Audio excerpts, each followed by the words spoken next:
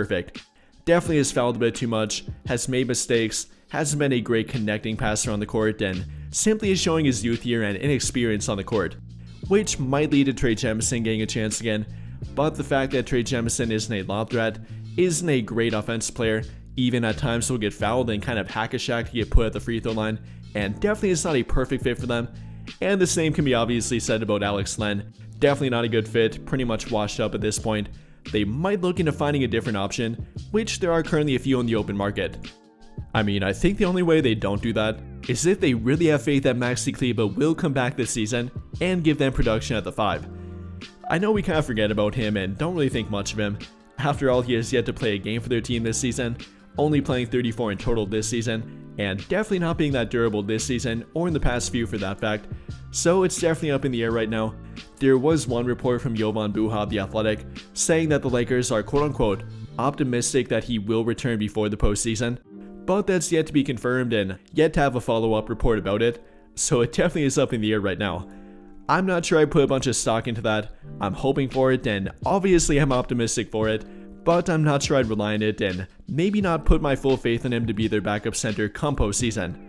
Yes, they can rely on Jackson Hayes, and at that point, hopefully they do have a healthy Rui Hachimura, LeBron, and Dorian Finney-Smith and Vanderbilt stay healthy, so they can go to their bigger small ball lineup, but I'd still like to have one more backup 5 behind them, and a more true 5 at that, which could be a guy like Maxi Kleber, being about 6'10", 240, with a decent wingspan, decent athletic ability, good switch ability, some rim protection, and good chemistry with Luka Doncic.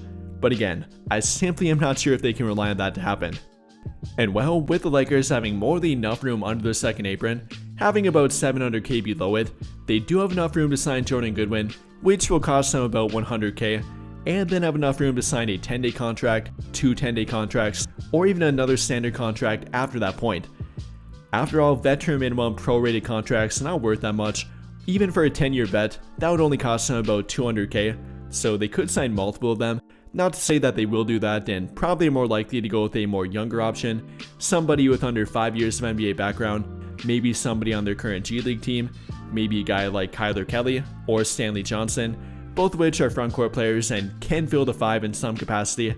Obviously Kylor Kelly being a more traditional big man, more of a lob threat rim protector type, and then Stanley Johnson being more of that small ball 5 type, both of which are an option for them. Or maybe a guy I've mentioned like Moses Brown, did play summer league with their team, was invited to training camp with their team, and has a little bit of background with their team. He would also cost only about 100k to sign, about 125k if I estimate that correctly. So yes, they could go that route, could offer them a 10-day contract, 2 10-day contracts, and kind of evaluate them prior to the postseason, and then maybe sign them to a standard contract with Jordan Goodwin after that point. I would think about doing it. And yes, that would require them to waive somebody else, likely a guy like Alex Len with Cam Reddish. That would be my pick. I mean, they gave Alex Len an opportunity. It might be a bad look to waive him after the playoff eligibility deadline, but they did give him an opportunity, and he failed to produce in it. So if that's a bad look, I can live with it, and I think I would go that route.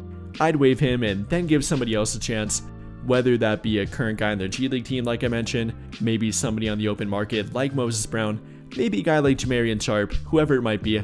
I think I would go that route and not only sign Jordan Goodwin, but then sign a different player, either to a 10-day contract to audition them, or eventually to a standard contract and try to get a different look at backup center for their team.